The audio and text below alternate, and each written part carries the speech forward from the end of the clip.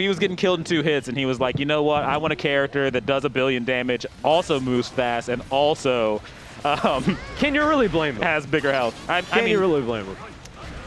I picked Ram, okay? Until tomorrow, I'm a Ram player. So, you know, I get it. I understand wanting to play top tier. I picked Kai when I started this game. And I was like, this character's kind of whack. I think I'm going to play someone who's a little bit better. I picked Millia at the start. I get it. I mean, at least you get like 50-50s and things like that. I mean, Kai he moves Kai forward. All of his stuff is punishable. I mean, he's always been the dry bread of video games. Well, like, there's not a lot of spice there. I mean, I'm a Grand Blue player, okay? I love me some dry bread.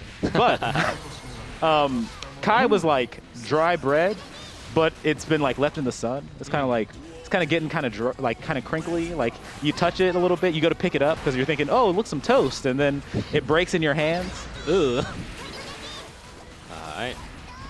GUMI already looking pretty commanding here, taking the first He's round getting a lot very of pressure here. I would say that this is kind of one of Dory's weaknesses. A lot of the times, especially against May players like our Disgaias and some of the other May players that would come through, you would see he gets a little impatient. He kind of knows how these situations work and how he wants to move through the neutral. But as the pressure mounts, there are a lot of situations where Dory he just wants to get out. Yeah. And I mean, here you can see he looks very comfortable. He's making you block for 37 seconds. He'll throw the block string, followed by the other clear block string, followed by the fake that you have to just know is going to happen, followed by the block string. So that's like very comfortable for Dory, but especially in situations where he's like in the corner and things are a little bit more spooky, you'll see him get a little bit impatient. Spectacular command grab from GUMI. Yeah, that's going to hurt. Up Doriavis. Yeah, with no guts, that's going to do quite a lot of damage. Almost missing the wall break, but able to succeed there. Now going to get quite a lot of meter and press his advantage. An excellent counter hit going to seal the deal here for GUMI. We're NA players, okay? We never almost missed the wall break. That was a frame kill. Yeah, all part of the plan, you know. That's just how he practices the timing, obviously. Yeah. Because that way he can always make sure that it happens at exactly the right time. Exactly. All right, Tatsugeki coming through here. I'm really liking the movement from GUMI. Has been backing off quite a lot to deny those pokes from Doriavis that could allow him to set up Eddie. Yeah. And we can already see kind of Doriavis is adjusting a little bit. He's playing a little bit further back so that he can catch those jump ins. He can kind of and any of those whip punishes will hit Eddie instead of him. So it puts him in a little bit more of a solid situation for when GUMI wants to move in. And you see he's already getting like a huge life advantage out of that.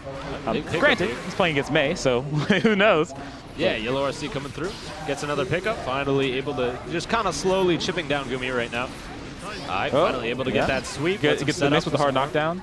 But he's out. Yeah, GUMI able to use that up dolphin to get out of the corner. That was a great counter hit. Yeah, getting caught out by the 2S, and that allows Doriavis yet another setup that he will capitalize on. That counter hit might have actually saved his life. He was in a situation where like he got kind of impatient and wanted to mash out of the string there, and it's just good for him that GUMI was hitting a button at the same time, so he was kind of able to get a good escape, and now he's kind of moved the fight to where he wants it.